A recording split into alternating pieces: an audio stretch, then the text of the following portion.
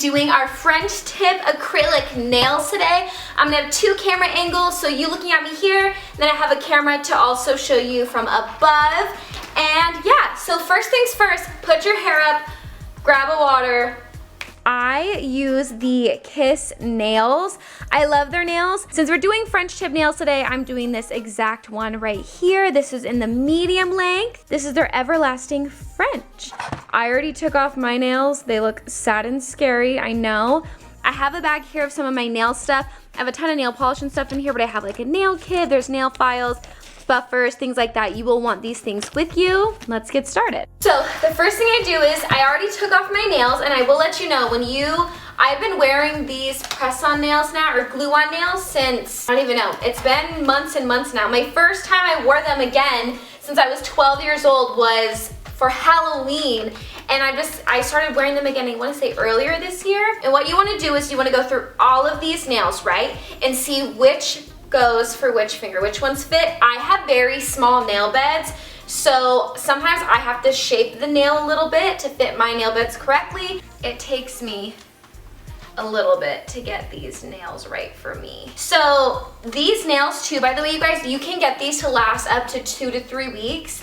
The longest I've worn these, I want to say, was 3 weeks, and then I just ended up taking them off. Now, because I just love always having a fresh set, I do mine once a week, but you do not have to do that. That's just my preference. They could last so much longer, and I mean, only having them on for a week, I have to practically feel like I'm prying them off of my fingers because they're so glued on, which is a great thing. That is so wonderful.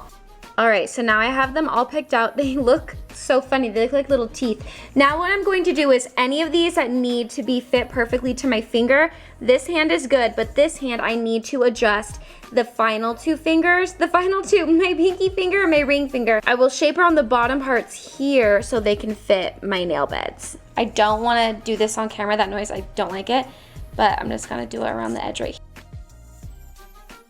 I always want to be as careful as possible too, because I don't want to make it look different or funky. Okay, that one's perfect. And then the pinky nail. Again, see how I just kind of push the cuticle back like that.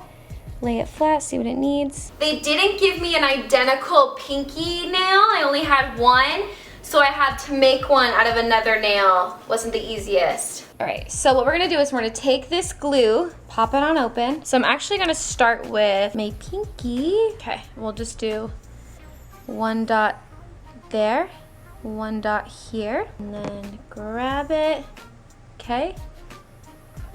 Put it on the nail and just hold. While you're waiting, you can dry off the glue. Ellie! No, stop, you knocked this over. I'm just very gently in there, trying to pull out any glue if I need to. Okay, see? There's no bubbles, and I think that's because I just held it and didn't push the nail down too hard.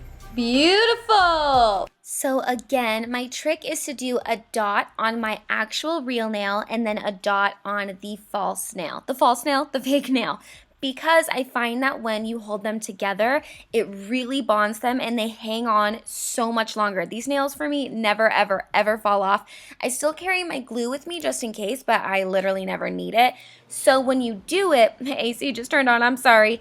Just hold it down where you see no bubbles. Don't push too hard because that can actually create air bubbles. So now I have all my nails on. No bubbles, and this is when I shape them. I do my entire hand on this hand before I start the next one. Ooh, I'm gonna give these a little bit more to dry, this one specifically, and then we'll begin shaping. I like to go for like a rounded kind of look with these types of nails.